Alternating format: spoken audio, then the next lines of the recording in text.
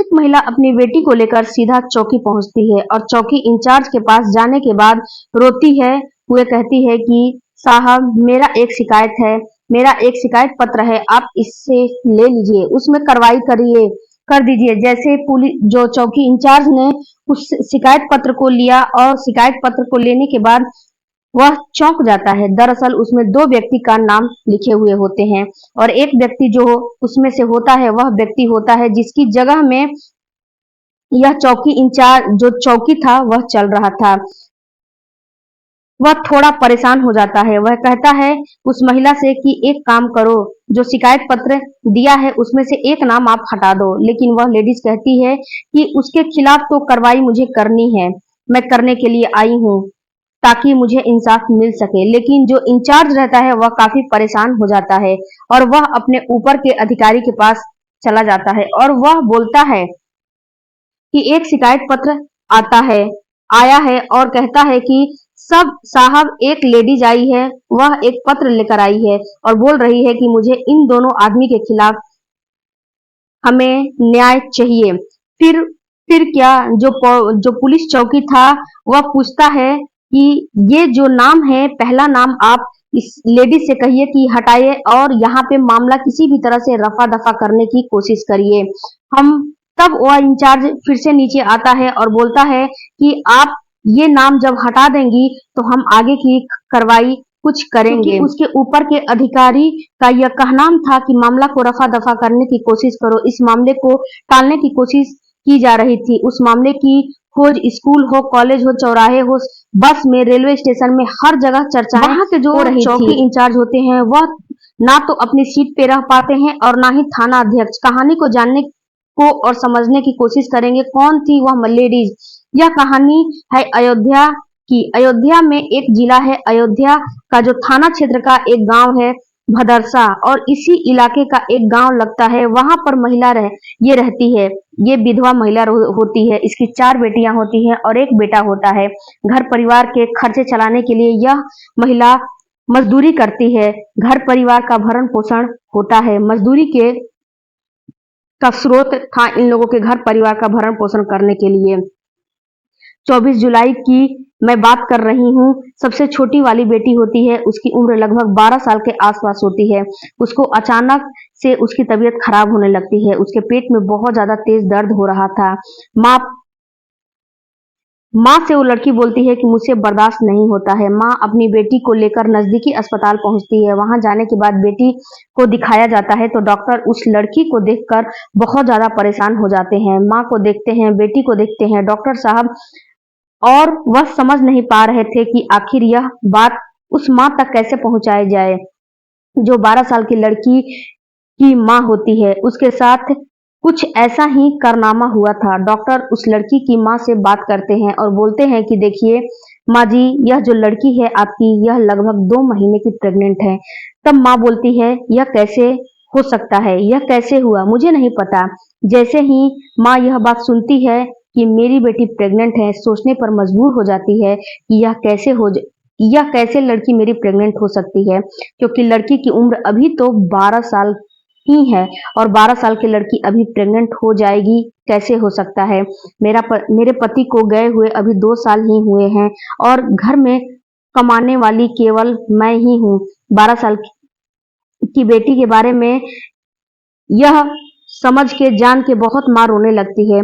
12 साल की बेटी अपनी बेटी के पास वह जाती है और हाथ जोड़कर पूछती है, बेटा तुम्हारे साथ किसने क्या कुछ गलत किया है। माँ अपनी बेटी को गले लगाती है और अपनी बेटी से बहुत प्यार जताते हुए और बहुत प्यार से पूछती है कि बेटी यह बताओ कि यह तुम्हारे साथ किसने किया है। तब बेटी माँ के गले लग के फूट फूट के रोने लगती है और बताती है कि माँ, करीब यह 2.5 महीना पुराना मामला है। मैं जब मजदूरी करके घर आ रही थी तो वहां पर एक बेकरी का दुकान था। वहां पर एक राजू नाम का लड़का रहता है। राजू नाम का लड़का उसके पास जाता है और एक बिस्किट का बहाना देता है और बोलता है कि चलो तुम्हें हमारे मालिक ने बुलाया है। पर लड़की नहीं जानती है कि इसके पीछे क्या कारण है और वह राजू के बहकावे में आ जाती है। सीधा उस बेकरी में पहुंच जाती है। वहां पर उस लड़की को कुछ बिस्किट्स और कुछ और भी चीज खिलाई जाती हैं जिससे कि कुछ नशीले पदार्थ मिला रहता है और लड़की खाकर नशे की हालत में हो जाती है। जो बेकरी के दुकान का मालिक था वह एक सपा नेता है और वह उस लड़की के साथ गलत काम करता है, यानी कि उस लड़की का रेप करता है और वहां पर खड़ा जो उसका नौकर राजू था वह वीडियो बनाता है और यह सारा चीज देखकर राजू का भी मन बढ़ जाता है, उसका मन डगमगा जाता है और नौकर भी उस लड़की के साथ गलत काम करने लगता है। लड़की को उस वीडियो के माध्यम से डराया धमकाया जाता है कि अगर यह बात लीक हुई और बाहर आई तो यह बात सोशल मीडिया पर वायरल कर दी जाएगी और तुम कहीं मुंह दिखाने लायक नहीं रहोगी। यहीं तक मामला खत्म नहीं हुआ, उस लड़की को बार बार डराया धमकाया जा रहा था और लड़की डर के मारे धमकी देकर लड़की को बार बार बुलाया जाता था और उसके साथ गंदी हरकतें किया जाता था। साहब, आप लोग खुद सोचो कि 12 साल की लड़की का कितना अंग डेवलप हुआ होगा, लेकिन ये लोग इतने दरिंदे हो चुके हैं कि किसी को समझ नहीं पा रहे हैं। लड़की कहती है कि मुझे माफ कर दो, कुछ नहीं बोलती है लड़की डर के मारे, जैसा वह लोग करते हैं वैसा करने देती है। वह सोचती है मेरे पिता है नहीं, भाई छोटा है, माँ बहन मजदूरी का काम करती हैं, अगर मैं अपना जुबान खोलूंगी तो यह लोग उन लोगों को भी छोड़ेंगे नहीं। ऐसा ही कुछ दिनों तक चलता रहा और जब लड़की की तबीयत खराब होती है तो सारी सच्चाई सामने आने लगती है। वहां पर माँ अपना हौसला दिखाती है और ताकत दिखाती है और वहां पर वह एक पत्र लिखती है और वहां के थाने जाती है। वहां पर थाने पर जाने के बाद फिर एफआईआर करने के लिए अपना पत्र दाखिल करती है राजू और मोहित खान के खिलाफ, जो कि समाजवादी पार्टी के हैं और वह इसी इसी नगर में के थाना इसी नगर के अध्यक्ष भी हैं। ऐसी बात सुनी और चौकी इंचार्ज परेशान हो जाता है प्रार्थना पत्र देखकर, क्योंकि दरअसल जो चौकी मदरसा में चल रही थी वह चौकी इस आदमी के घर में ही चल रही थी, उसी के जमीन पे चल रही थी और वह इंचार्ज महिला को एक नाम हटाने को बार बार कहता है और नौकर का नाम रहने के लिए बोलता है और बोलता है कि आगे की कार्रवाई तभी हम आगे काम बढ़ाएंगे। वहां का जो चौकी इंचार्ज बहाने बनाता है और टाल मटोल करने लगता है और वह महिला बार बार थाने आने लगती है।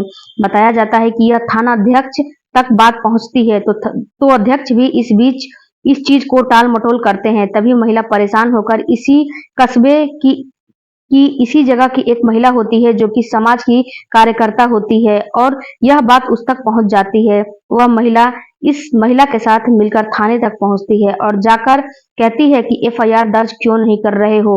वहां पर बहुत सी पार्टियां मिलकर हंगामा करने लगते हैं और इसकी चर्चा सोशल मीडिया पर चलने लगती है। फिर वह पीड़ित परिवार अमित सिंह को परिवार से संपर्क होती है, जो कि भाजपा के नेता होते हैं। परिवार से संपर्क करने के बाद मुख्यमंत्री योगी आदित्यनाथ से वह समय मांगते हैं। मुख्यमंत्री योगी आदित्यनाथ समय देते हैं और 2 अगस्त 2024 में यह समय मिल जाता है। हालांकि एफआईआर दर्ज हो चुकी थी और जैसे ही पुलिस वालों को पता चलता है कि यह परिवार मुख्यमंत्री से मिलने के लिए प्रार्थना पत्र दिया है तो जो काम इतने दिनों से नहीं हो रहा था वह काम मिनटों में होने लगता है और दोनों आरोपियों को गिरफ्तार कर लिया जाता है।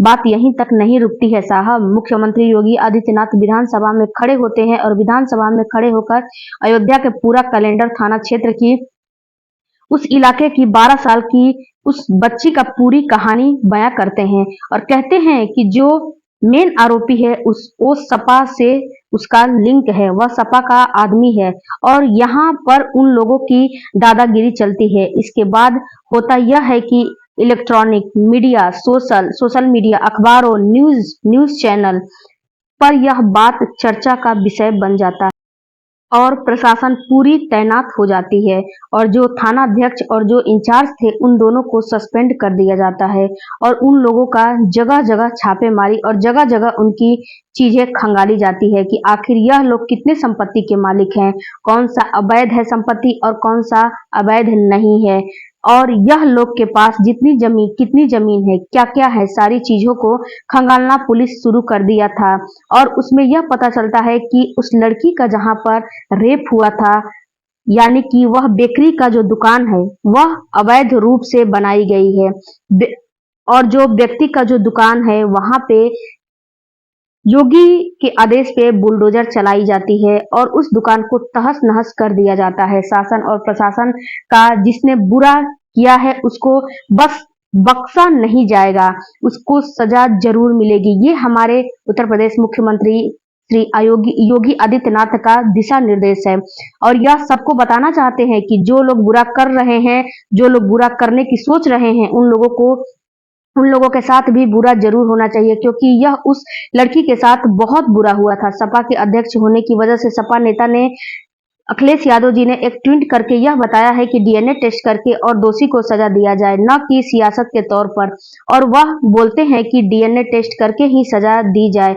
अगर झूठी डीएनए टेस्ट आती है तो अधिकारियों पर कार्रवाई की जाए। सजा की बात तो वह भी करते हैं। अब यहाँ पर बात यह आती है कि इस मुद्दे पर सियासत काफी ज्यादा बढ़ने लगी है, चाहे वह मायावती हो, राहुल गांधी हो या फिर अन्य पार्टियां हो। यहाँ पर सभी लोग सियासत करने पर उतारू हो चुके हैं। सभी की कोशिश है कि उन 12 साल की बच्ची को जल्द से जल्द जो है इंसाफ मिल जाए।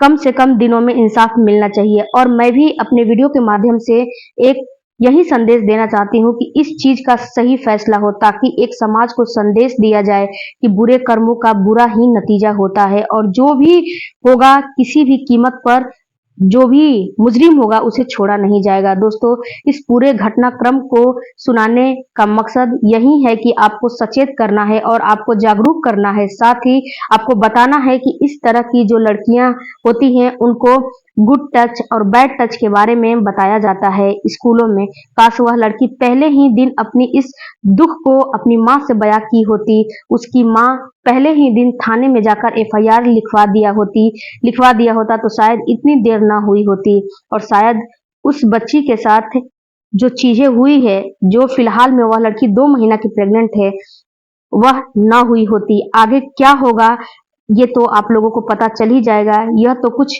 कह नहीं सकते, न्याय तो मिलना चाहिए।